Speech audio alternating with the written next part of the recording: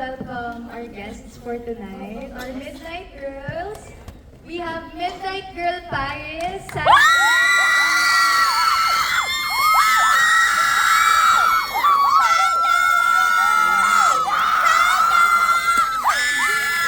also have our Mama Vicky,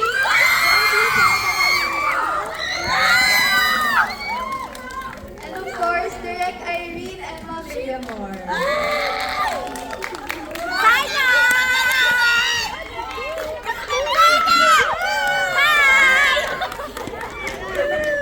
Please meet our guests.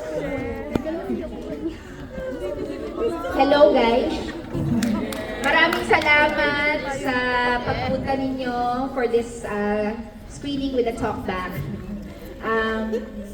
Ayun, at humahabol pa rin kayo sa suporta sa ating second week. So maraming salamat po. Good evening, ladies and gentlemen. We are on our second week and andito pa rin kayo, nanonood pa rin ng Midnight Girls, and naniniwala ako na most of you na nandito ngayon, hindi nyo lang to first time na panood. Meron dito second, third, and time na, pero maraming salamat pa rin sa init ng suporta na ipinapakita nyo sa amin. Thank you. Hello po! Nagustuhan niyo po ba yung pelikula? Alam po namin kasi pangatlo, pang-apat yun ang araw. Pero maraming salamat po talaga sa suporta ninyo. Ang dami po namin naririnig na magandang komento about sa aming pelikula at natutuwa po talaga kami at sobra kami lalo na inspire para mas gumawa pa ng maraming magagandang proyekto. At sana po ay huwag po kayo magsawang suportahan kaming lahat. At etong pelikula na to hanggang sa mga susunod pang linggo. Okay ba yun? Yeah! Thank you po! Love you, Saya! I love you po. So, para sa mga nag-aabang kay Midnight Girls, Sati, hahabol po siya. Paki!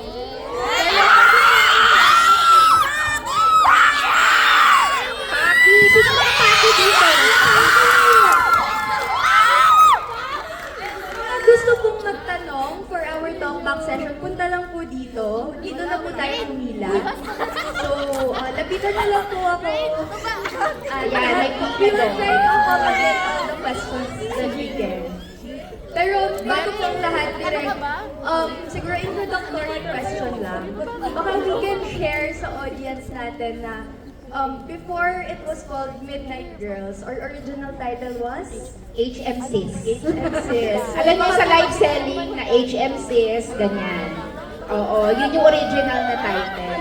Kasi, how much sis, magkano ka babae, parang ganun yung original title. Pero dahil parang maging mas pangalan nito, mas correct yung title, nag-decide to change it to Midnight Girls. Si Tonetta Downey yung nakaisip ng title na yun, sabi niya, Midnight Girls, para rin mas ma-describe yung ating mga babae. So now for our first question. Ay, dami na nakapilo. Hi, Direct. Congratulations. Salamat! This is another gift for us. But my question po is for Miss Jody or Ate Jody Chrissy. I am Christopherus Juan. You can call me Chris or Tofi. Hi, Tofi. I am a follower, well, a believer since your Tabing Ilog days. Here, pangako sa'yo 1, pangako sa'yo 2, Clarita, and now Midnight Girls. This is such a revelation. I am grateful that today is the first time I'm meeting you, and I just can't. I didn't imagine this happening in my life. But my sister is also an OFW for almost 2 decades now. She is a healthcare worker in the Middle East. She also has 1 child, and it's a son, like Vicky. And while watching I can see the true emotions. Even if it's so hard to imagine to talk to someone, to cry in front of a fake conversation, I was so in awe. You have majored in psychology, yes? And so my question is about the defense mechanism of Vicky. This is easy for you, I believe so. I observe that she is a very intellectual person, but aside from that, she's also gotten some faith in her life. Direct Irene, I've noticed Mama Mary, what's that? What do we call that? Image? Yes. At the beginning of the movie. This is my first time watching it, but I'm watching really carefully, observing everything that I can. I've also noticed that you have an image of Mama Mary at the back of their phone, and your son, Patrick. Patrick also got a scapular like mine. You also have two geishas image in the room. I've noticed everything like that. And aside from being a believer in Mama Mary, you are intellectual, you're goal-driven in the movie, you are a real mother in the movie and in real life. The defense mechanism, however, is over-intellectualization or intellectualization. Sabi niya in one of the conversations pagdating ni Eloisa, she said that dito sa trabaho na ito, we use our mind, we use our eyes, we use our lips, but never the heart, because it's dangerous to use the heart. And over the years, for more than decades, Vicky has used all of these three, but not the heart. And so, for someone who is over-intellectualizing things, as a mother, as a woman, as a leader, as a person who has a voice, what would you say to Vicky, who is over-intellectualizing everything? Thank you for that very wonderful question. Shucks, hindi ko naman alam na magde-defense na agad ako ng thesis. No. But thank you very much, Sophie, for that question. Yes, you are correct in terms of Vicky's defense mechanism. Yes, she could be intellectualizing things. She could also be using rationalization, the very reason why she has to use all those things because she has to cope. Mahirap yung sitwasyon na kinabibilangan niya. And I think as Filipinos, if we're going to look at Filipino psychology, we have this shared identity with not only our family, but our extended families, hindi ba? And not only that, it's so important for us, part ng ating psikolohiyang Pilipino, ang pagiging madasalin. Panangpalataya tayo. Kaya nga meron tayong tinatawag na bahala na. It's not actually fatalism. When you say bahala na, it means that si bathala na. You lift everything up to the Lord. And I think si Vicky ganun din. She has to hold on to something that is solid and constant para lang maibsan yung lungkot, yung sakit, yung pangungulila na pinagdadaanan niya. Mahirap malayo sa pamilya. And especially, naniniwala ako na si Vicky, maraming mom guilt yan na pinagdadaanan. Maraming mga moments sa buhay nila ni Patrick na gusto niya na nandoon siya pero wala siya. Pero kasi, paano nga, tulad ng sabi niya, kung wala siya, kung hindi niya gagawin yung ginagawa niyang trabaho, saan sila pupulutin? Sa kangkungan. Siguro kung meron lang mas magandang mga oportunidad, mas magandang trabaho, mas magandang buhay sa Pilipinas, naniniwala ako na hindi kailangang umalis ni Vicky, ni Paris, ni Saki, at ni Juana ng Pilipinas.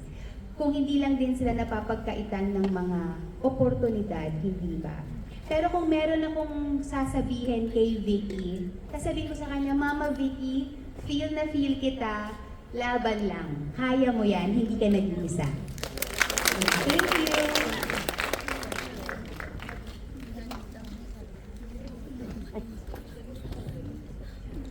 I wanna immortalize this experience by, if I can ask for a photo with you three, please.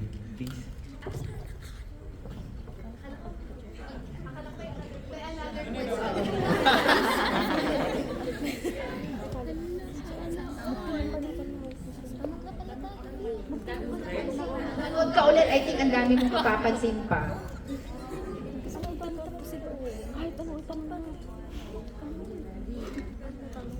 Okay, thank you. Thank you, Tofi. Next question Thank you, po. Tofi.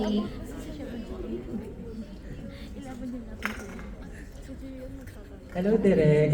Hello everyone. My name is Jaynard Principio. Hi, And Jaynard. hello, Direk. I don't know if you can still remember, pero ako yung nag-ask sa'yo nung round 2 nung nakaraan if magkakaroon ba ng part kung pwede morning girls naman. Ako yun? Yes, ako yun. So, pang ano mo na to? But- Pang ilan mo na to? Yes, pangalawa. And my question will be for Miss Sanya and Miss Jody naman.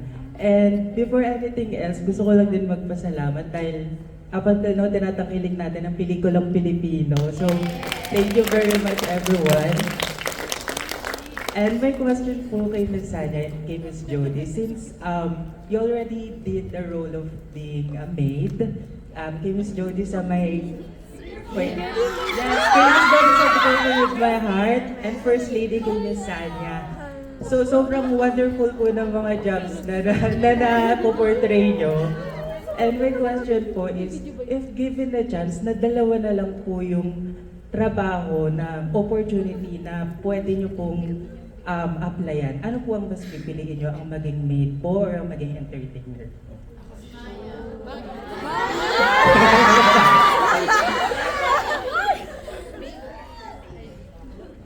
Ang hirap naman yan. Hindi kasi, actually, kung iisipin mo, parang iisipin mo talaga maging entertainer eh. Bakit? Kasi sa entertainer, ang laki ng pera. Yes. Pero syempre, katulad nga ng sinabi natin na meron tayong prinsipyo na laging sinusunod, alam mo yun, na nire-respect natin yung sarili natin, yung pakiramdam natin pag naging entertainer tayo, mapapahiya tayo, o yung respeto natin sa sarili na lang natin. So, pinipili natin yung pagiging maid. Bakit? Kasi hindi nababaya, ang pakiramdam kasi natin kapag entertainer, or they call it Japayuki, parang bayaran ka kaagad eh. Kaya minsan, ang sarap sa pakiramdam na maging, alam mo yun, yung, pwede bang both? Entertainer tsaka maid. Pero, ayun nga, kung ang iisipin mo ay kung paano ka mabubuhay, pipiliin natin entertainer. Pero kung ang pipiliin mo ay yung masaya ka na sa simple lang, okay na maging maid. Alam mo, ngayon ko lang na-realize, oo nga, no, yung mga rules sa ginampanan natin, nag-share tayo pareho sa pagiging yaya. Tapos ngayon, okay, okay, well, hi, to answer your question. Okay, wait lang. Huwag tayong bias. Sandali, kalma po. Maya, para meron tayong sir chip, di ba? Maging yaya ba or maging entertainer? Alam, sa totoo lang, kung iisipin mo, kung tatanungin mo ko kung ano yung trabaho na available. Hindi ba? Tatanungin mo ako, ano ba yung mas madali? Walang madaling trabaho. Ano bang trabaho yung magiging, sabihin mo, malalayo ka sa pamilya mo? Kasi, when you come to think of it, pwedeng yaya ka dito, entertainer ka doon. Pwedeng yaya ka doon, entertainer ka dito. So, it really depends on the situation. Pero sa totoo lang, para sa akin, kung ako ang tatanungin mo, yun na lang yung natitirang trabaho, kung ano yung trabaho na available. Kasi, isipin mo, ang yaya nadi-discriminate, ang entertainer nadi-discriminate din. More than really the kind of job na gugustuhin ko, siguro I want to be able to be put in a situation wherein I will be respected, dignified, and not be discriminated. Thank you. Thank you so much po. Thank you. Thank you for that question. And now, let's welcome our Midnight Girl, Saki.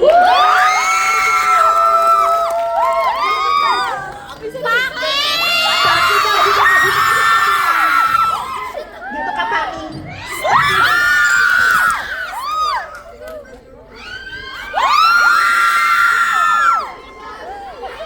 May love tip po tayo.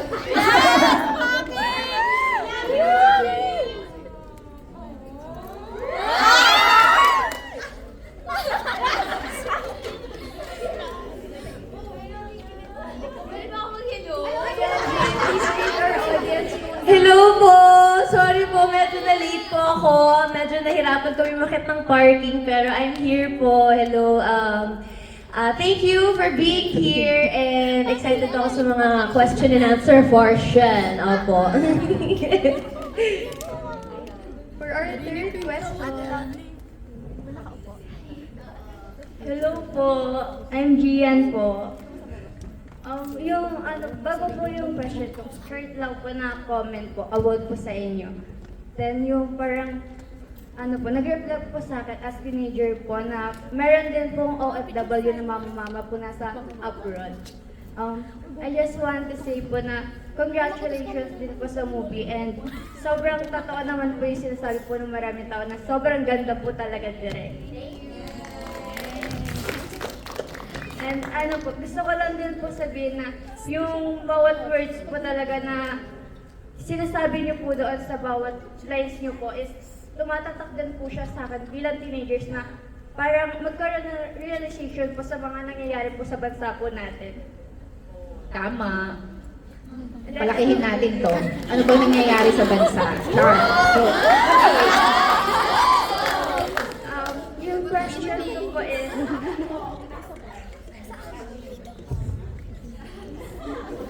go for your question. yung question ko po is, hindi na din po medyo mahaba, para na lang din po. Hindi na thesis. Yung question ko lang po is, since sobrang, parang ang heavy po nung mga iba pong mga naging scene po ninyo, I just want to ask po, if ano po yung mga nagiging band po ninyo after that scene po, para po maano niyo po yung, mabitawan niyo po yung character niyo po doon sa may movie.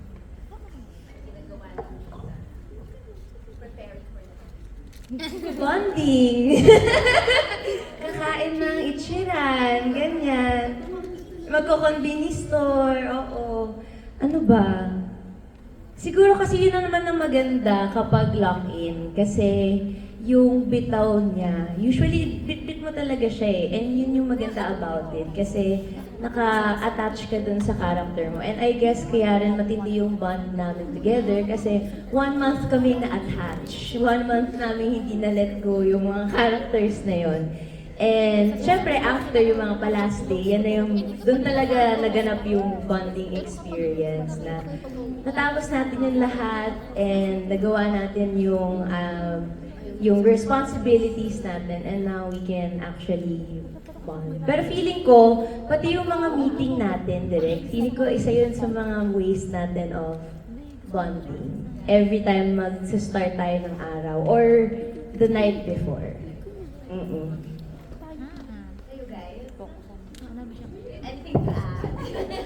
Kami ba ni Saki?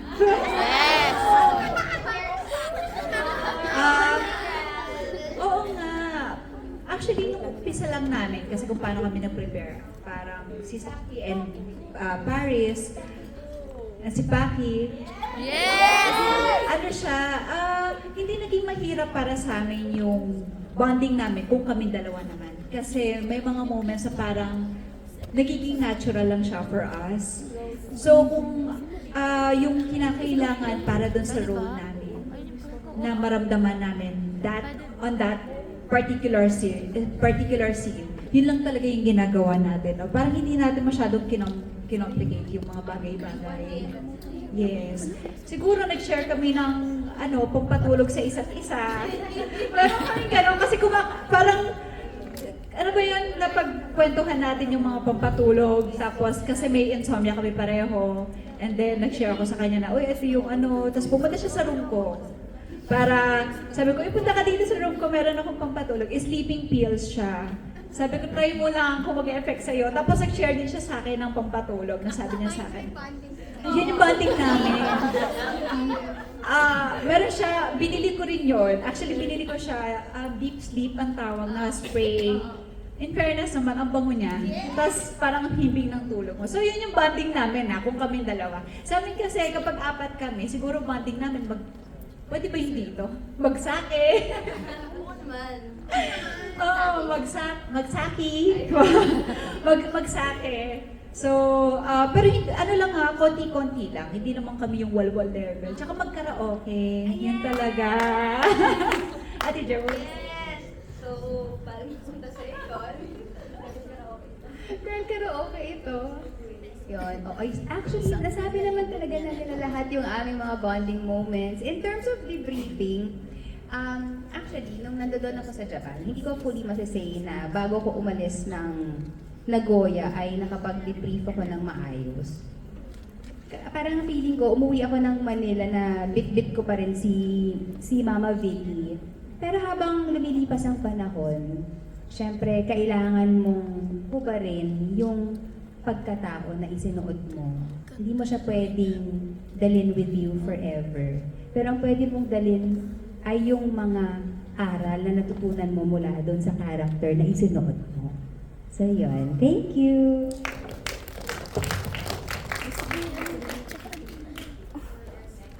Sean? Hello, good evening everybody. Hello po, good evening. My name is John. Hello.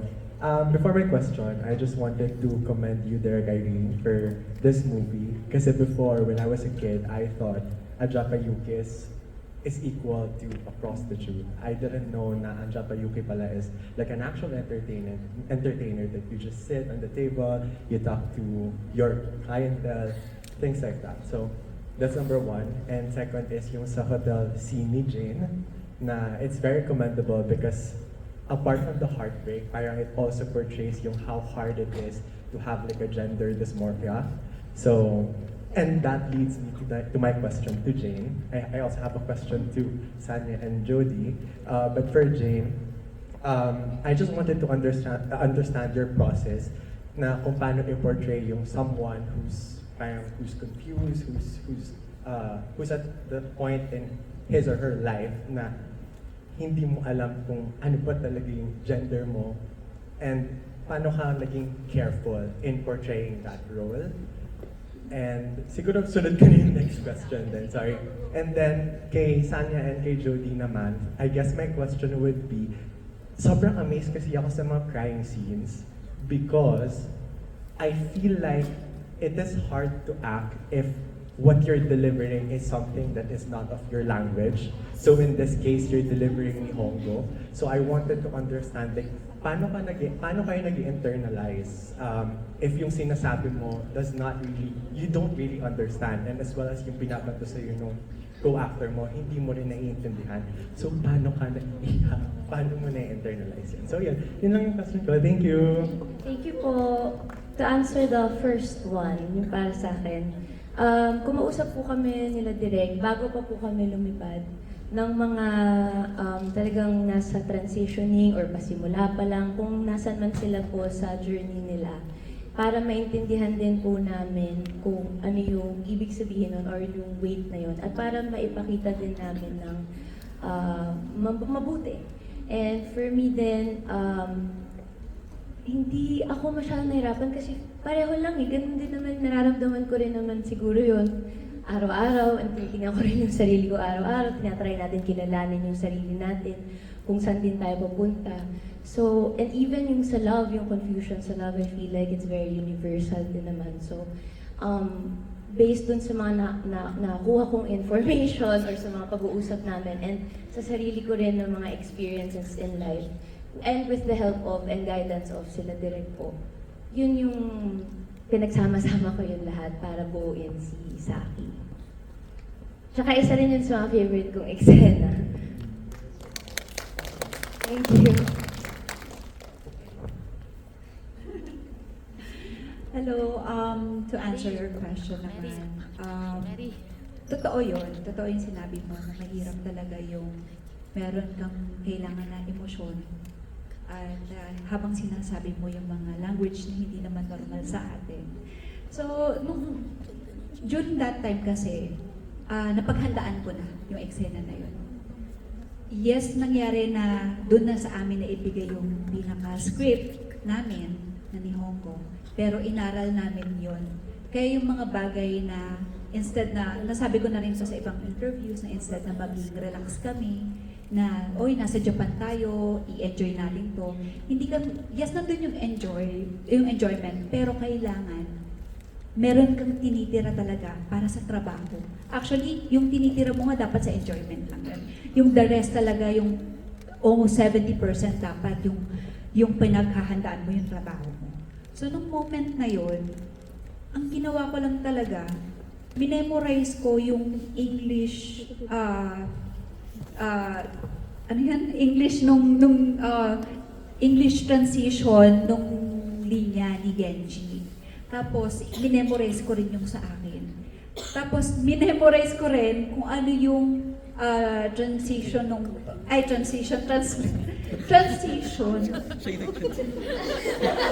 Lito ako. Yung translation. Yung translation. Litong-lito siya. Yung translation ng English ng script ni Genji. Tapos, yung translation din ng English ko. So, ang nangyayari doon, kailangan memorize mo yung huli niyang sinabi para at least hindi ka nawawala. Kaya yung moment ni Genji, alam ko na habang sinasabi niya ng Nihongo yun, nararamdaman ko na rin agad. Tapos yung sa akin din, habang sinasabi ko na, ang nasa isip ko English, pero binibitawan ko Nihongo. So, ganun siya. Naman, hindi siya madali, pero kinaya naman po. Thank you.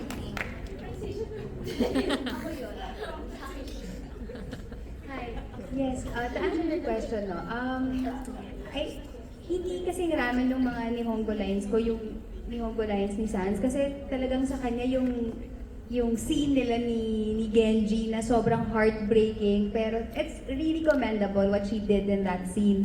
Kasi parang wow. Tapos kahit nasabihin mong hindi mo nababasa yung subtitle, naiintindihan mo yung emosyon. Alam mo, meron siyang inaasahan, pero nasasaktan siya, ganon. So, magaling talaga yung scene na yun.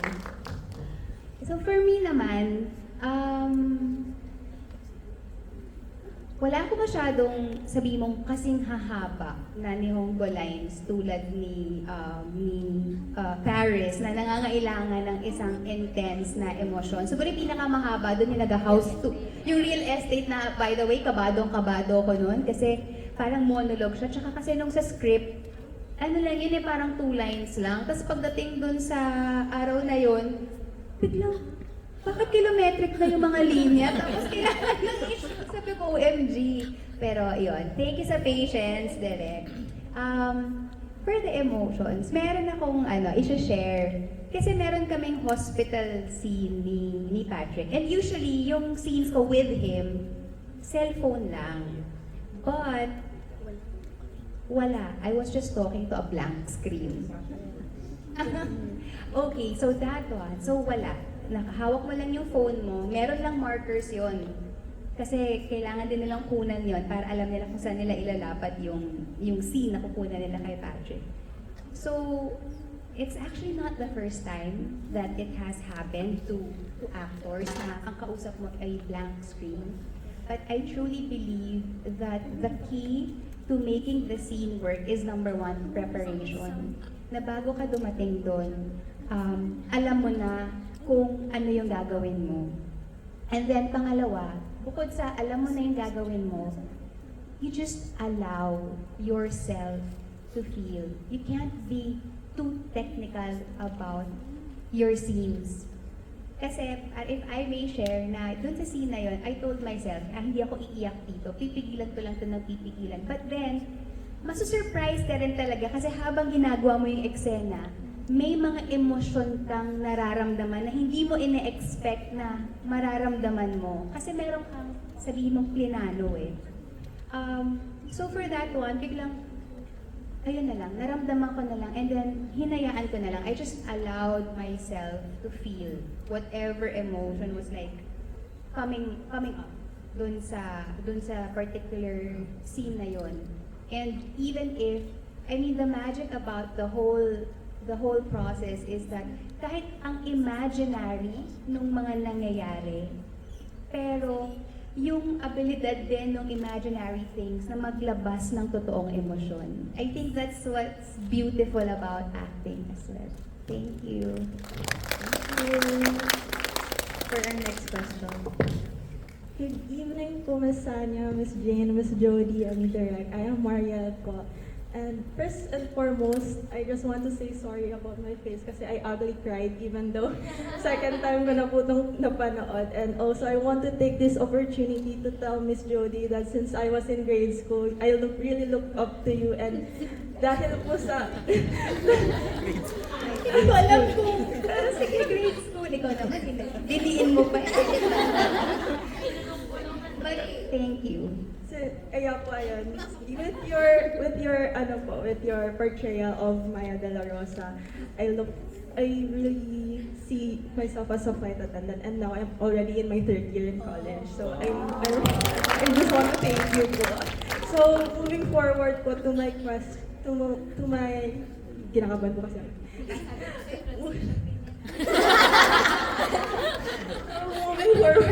Moving forward po to my comment po sa movie, I highly commend po the portrayal of everyone and also the production team because of how socially relevant the movie is in terms of women empowerment.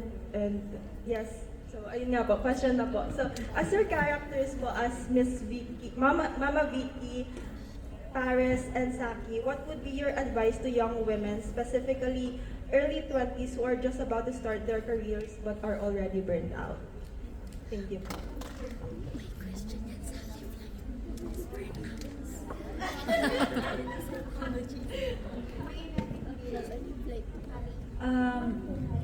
Hindi naman ako expert talaga para mag-advise sa bagay na yan. Pero siguro ang isa sa mga masasabi ko lang, kung may mga bagay na napapagod ka na, pero may pangarap ka, tuloy mo lang yung pangarap mo.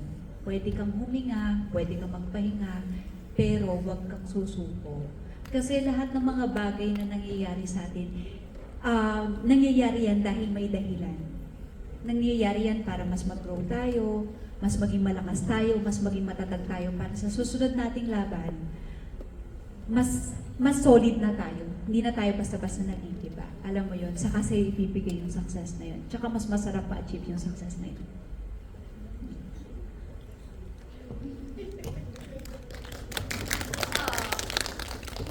Ganun lang din naman, I guess, it's a never-ending journey of learning and improving and evolving and growing. And sometimes na feeling ko ako pa rin yung 8 years old self ko. Minsan ako yung 16 years old self ko. Minsan 40 na ako in my head. Yung iba-iba siya. Depende sa days. So yun nga. So I feel like kailangan lang din natin maging kinder sa sarili natin na hindi naman natin yan lahat ma-figure out kaagad. And I think yung mga mistakes na yun yung learning part eh. Doon tayo mas nag-grow, doon tayo mas nagiging better as a person, as a human being. And maging understanding lang tayo sa bawat isa kasi lahat tayo may journey na pinagdadaanan. I-share man natin or hindi sa ibang tao.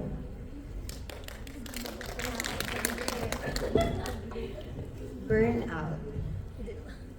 Maraming nakaka-experience talaga niyan ngayon. Diba? I think maybe it's because you are burnt out because maybe you are pushing yourself too hard. Baka kasi hindi ka nagpapahinga, or baka kasi nape-pressure ka, kaya ka nagmamadali na abutin yung gusto mong abutin. I just wanna tell the younger generation na if you think that life is easy, no. Life is never easy. Life is a bitch.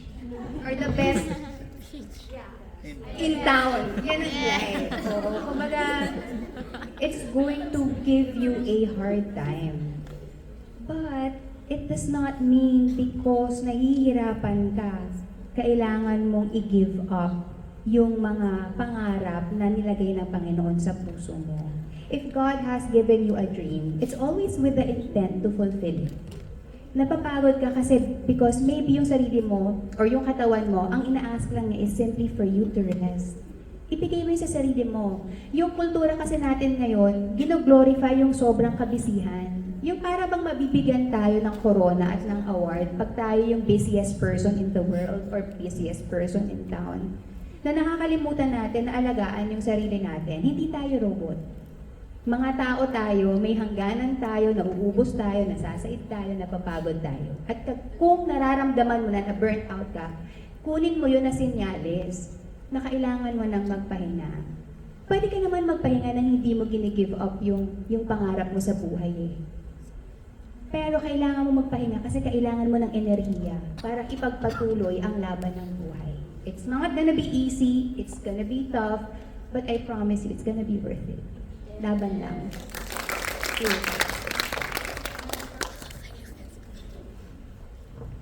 Sorry po, naiyak ako. Kasi nakakapagod. Di ba? Nakakapagod ang life. Sorry po, nakag-get over na ako kanina kasi naman. Sorry. Ano po? Ay. Sorry na kasi sorry po kasi mababa lang yung luha ko. So hindi pa ako, may hangover pa po kasi ako sa movie, tas nagsalita ka na naman. Para kasi yung boses niyo po napaka-soothing, tapos para mag tinatap sa shoulder. Sorry, alam ko direct sa question, pasensya na. I'm Rose po. Okay. Hello po, sa kapamit ko lang po. Ikaw comment ka lang po, napakaganda ng movie. As you can see, miyak pa ako until now.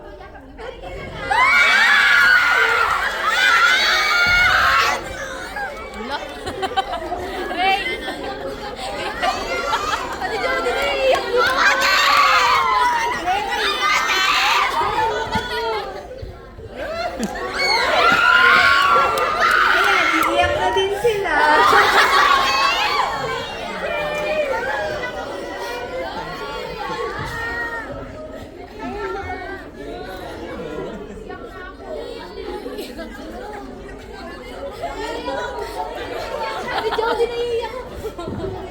Ayun na po, sorry po sa overtime.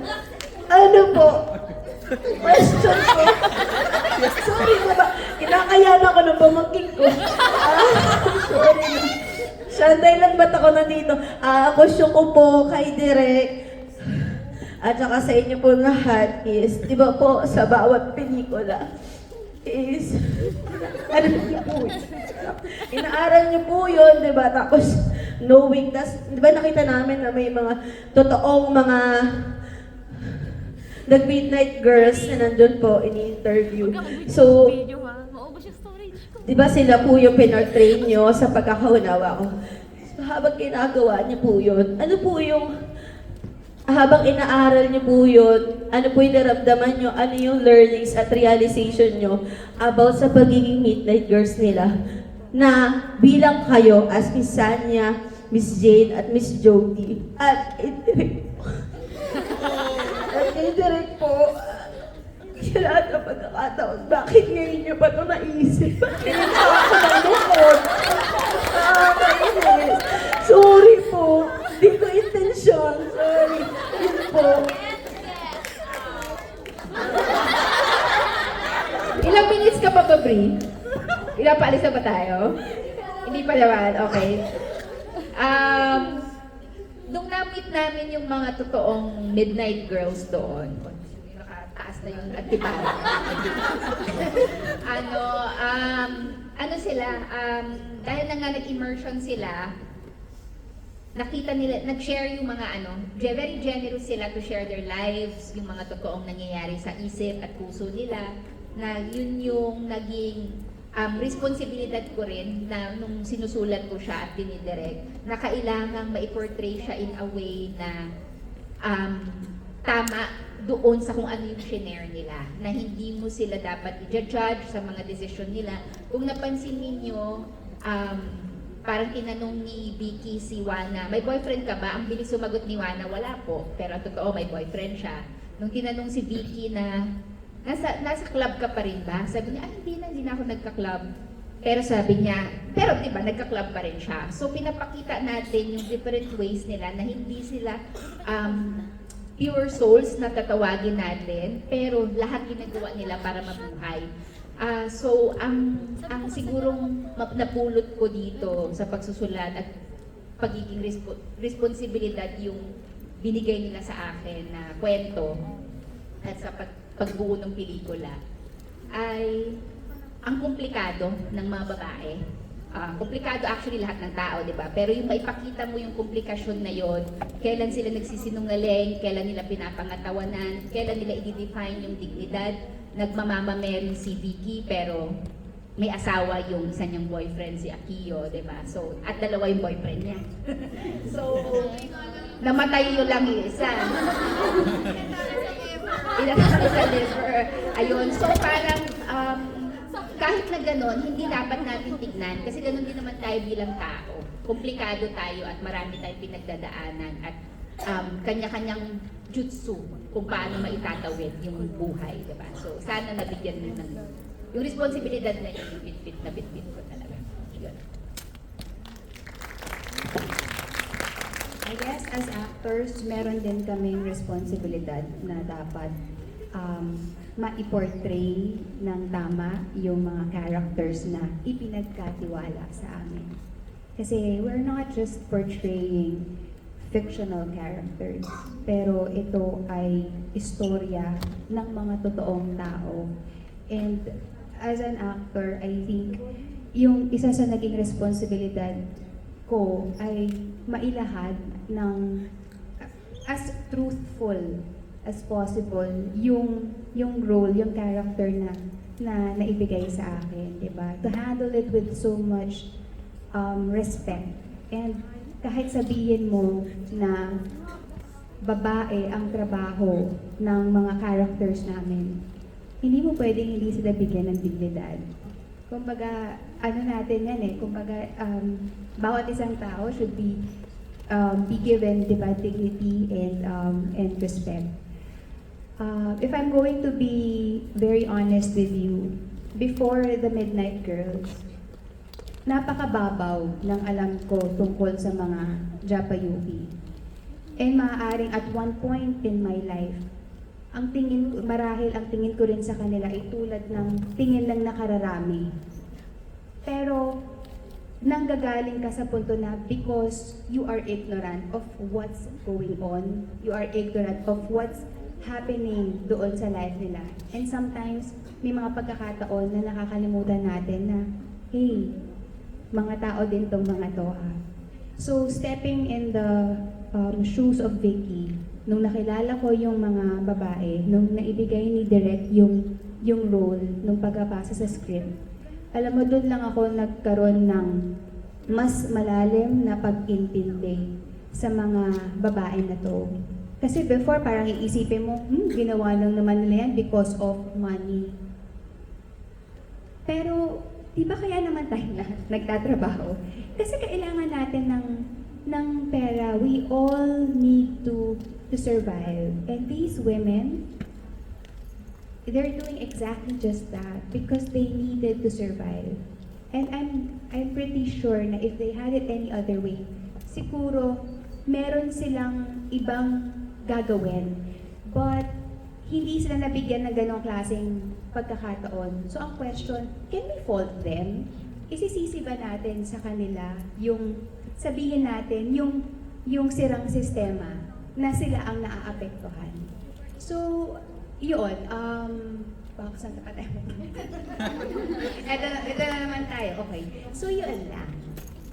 Yun, so really to treat the character with so much respect. Kasi, mga taong to, hindi sila fictional characters. ibigay natin yung humanity sa kanila. Thank you!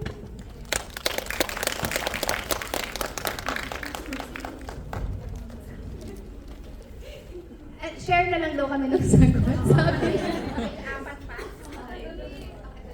Before our next question na po, can we do the group photo lang po muna? Sige. Group photo lang po tayo. So, sa audience po natin, can we ask for you to turn on your flashlights po sa mga cellphone and itaas po natin. Dito na lang ang ating Midnight Girls. Yes, direct.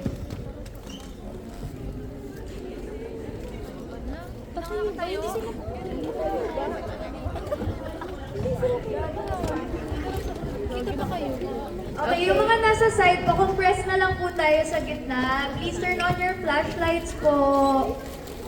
Okay. 1, 2, 3, smile. Isa pa po. 1, 2, 3, smile. 1, 2, 3. Okay. Video naman po. Midnight Girls now on its second week. Okay?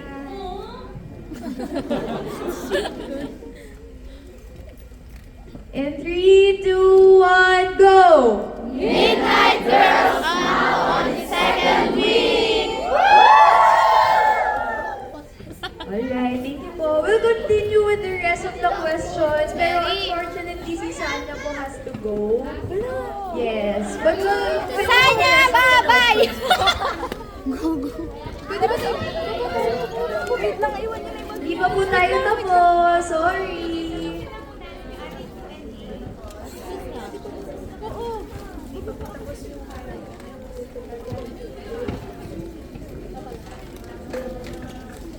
Prepared.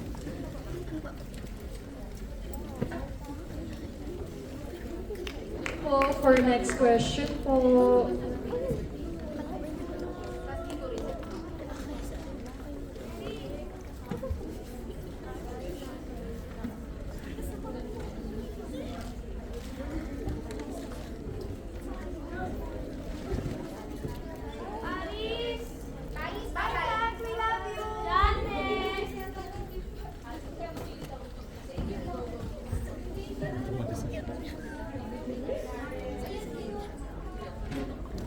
Wait lang po, may question and answer pa po tayo with Derek and Miss Jody and Miss Jane. Okay, kindly settle down po.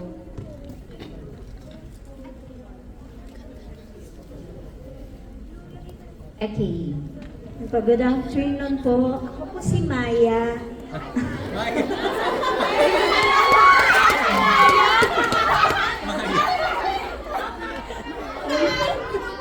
Kalma. Hindi po, galing lang din po kay Ate Jones. Yan. Maya lang po for short, pero Mayan talaga. Yan. Hello po, Midnight Girls. I just want to, comment po yung movie kasi I have a Midnight Girlfriend. Actually, sobrang talagang napapanahon. Timing kasi may pinagdadaanan din siya right now. Tapos, sayang lang hindi ko siya kasama kasi nilibre lang ako. Ay, wait naman na libre. Shoutout kay Zizay. Ayun. Yun po. Konting background lang. Kasi sobrang yung movie, direct. Sabi mo nga kanina na nung ginagawa mo yung story, kinausap mo at na-encounter mo yung mismong mga Midnight Girl, which is nangyari din sa akin. Encounter ko, kasama ko, kaibigan ko. So, hesitant talaga sila mag-tell ng story kung ano. Tsaka, sobra lahat related from the character of Loisa, ganun siya. Character ni Saki, ganun siya. And then, Mama Vicky din siya at the same time. Nakuha niyo po yung isang character na yun sa tatlong role na ibigay niyo. So, sabi ko, ang galing, ang galing. Sobrang galing ng pagkakapasok ng movie. So, gusto ko lang po, actually hindi siya question. Gusto ko lang makuha yung message niyo. Kasi right now, hindi rin okay yung pinagdadaanan niya. Gaya nga po ng sabi niyo, may masasabi at masasabi kahit although pare-parehas lang naman tayo ng reason kung bakit natin ginagawa. I just want to ask a message lang sa kanya para mabigyan siya ng courage, alam niyo po yun, at saka parang lumakas yung loob niya. Parang hindi lang ako yung sa kanya naglilip. Thank you. Ano? Sige. Tawagin natin siyang Midnight Girl. Dear Midnight Girl. Na may pinagdadaanan. Kung saan ka talaga kakapit, whether it's your faith, your friends, your family, hahanapin mo yon. Kailangan mo siyang hanapin, yung kakapitan mo. Kasi yun yung magpapatibay sa'yo. Yun yung magpupush sa'yo to go on with life, di ba? Kasi wala namang umaalis sa mundong ito ng so lahat tayo, lahat may pagdadaanan. At kailangan mong hanapin yung pag-ibig para sa sarili mo, para sa pamilya mo, o sa kaibigan mo, o kung para sa sarili mong Diyos, o kung saan man, di ba? Kailangan niya yung hanapin at kapitan dahil yun yung magbibigay sa kanya ng lakas. So, I hope that kapitan ka rin niya. Maraming salamat na naisip mo siya dito at I guess kapit lang siya sa'yo at maging lagi ka lang nandun sa tabi niya para, di ba? Yun naman yung spirit ng pelikula.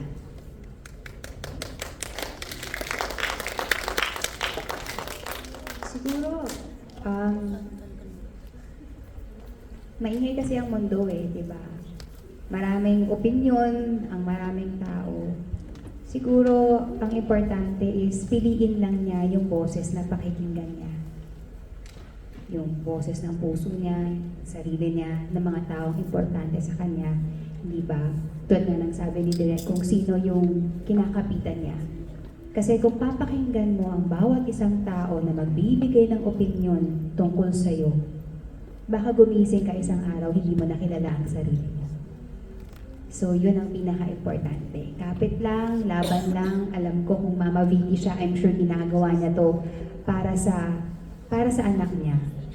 Para sa mga mahal niya sa buhay. At hindi madaling magsakripisyo. And I just hope and pray na she will be loved, she will be valued, and she will feel seen and heard. Thank you! Yun, pareho na lang din po ako na direct ako. At ang galing lang kasi natutuwa ako kanina inisip ko, grabe, 3 out of 4 Midnight Girls siya. Nakuha niya yung si Mama Vicky, si Saki, si Juana, oo.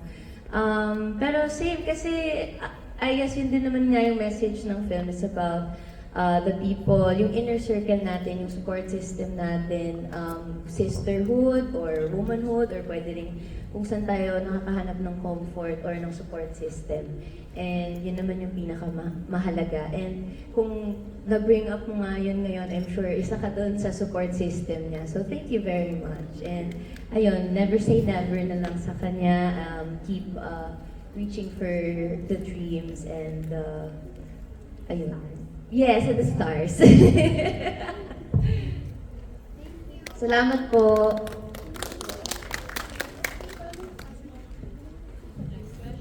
So, ayun po, good evening po. Good evening po. Yung question ko lang po is about dun sa, paano po kayo nagpre-prepare po, lalo po dun sa pinakamabibigat na scene niyo po? Yung preparation po noon, lalo na po sa'yo, Mama Vicky, kasi nga po, yung scene mo po mabigat po dun, ang dami pong emotional, lalo dun po ako naiyak, kasi nga po yung mama ko, OFW. Yun po. Before, yung preparation kasi ako yung proseso ko as an actor, everything begins with the script. Kapag dumating na yung script sa akin, doon na magsisimula yung preparasyon ko. Kasi syempre, babasahin mo na yan, magre-research ka na, titignan mo na kung paano mo bubuuin yung character. Pero sige, babasahin mo lang muna siya ng babasahin. Until titignan mo ano yung mga eksena na kumukurot sa puso mo, ino-note mo yun. Even yung mga continuity, emotional continuity is very important. Para alam mo dapat kung saan ka galing, kung saan ka pupunta, at kung ano yung eksena ginagawa mo. Para pag pinanood, diba, seamless, kumaga nagkakabit-kabit yung emosyon. Hindi lang basta wardrobe ang may continuity, ultimo yung emosyon meron. Pagkatapos nun, merong mga scenes talaga, ako personally, na minamark ko kasi parang dinedetermine ko kung ano yung mga challenging for me, yung pinakamahihirap. And then I really allot time, more time to studying yung scene na yon. Minsan may mga moment, titingin pa ako sa salamin kung paano ko siya i-deliver. Pero minsan pag dinadeliver ko na, nakakalimutan ko na yung plano kung paano ko siya gawin. Kasi kumbaga nilalamon ka na lang nung eksena at ng emosyon tsaka nung character mo. So, part ng preparation ko is ganyan. Pag meron akong ginagawang serye, nagpukulong ako sa kwarto. Sobrang limited ng interaction ko with my co-actors, with people on set. Hindi dahil sa nagsusuplada ka, pero it's because parang meron ako kasi parang moment na parang kinakapitan ko siya na ayoko yung bitawan. And I know for others, hindi siya ideal, but for me kasi yun yung technique na nag-work. Ang lagi ko lang iisipin, di ba na after naman itong trabaho na to, pwede ko na siyang pwede ko na siyang hugasan, pwede ko na siyang bitawan. So most of my days will be spent either sa set or after ng set, nandun lang ako sa kwarto. So yun, nagkukulong lang ako, nagpapaka-ermitanyo ako, ganyan. So yun lang yung process ko as an actor. Thank you! Hello, good evening. Direct, I just want to, ako yung DM sa'yo sa Instagram. I just wanted to say thank you kasi my sister was a midnight girl. So, thank you for the very honest portrayal and yung story. Gusto ko lang magpasalamat because it broke the stigma, the long-term stigma ng mga chipayuti na akala nila mga okko or whatever, pero hindi lahat ganon. So, thank you for na binali niyo yung stigma.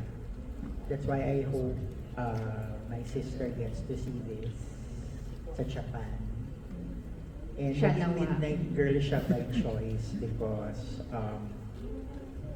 she went through a divorce and she didn't have any way to support her daughter. Kaya napilitan siya mag-work sa onset for a time. Until she was able, until nabigay yung divorce, child custody and all of that. So, yun ang gusto ko magpasalamat sa inyo for being true. And lalo na kay Jody, nakikita ko sa iyo yung sister ko. Ganun ang gano'n. Ganun na ganun siya. And Jane, thank you for representing the community. I know it's not usually the roles that you play, but thank you for doing it with honesty. I don't have any questions, but I would like to have a photo sana with the three of you. Okay. Thank you. And that concludes our talkback session. Thank you very much po for coming. Please spread the word and post about Midnight Girls. Invite your family and friends to come watch it for the second, third, fourth, fifth time. Maraming salamat po sa inyong lahat.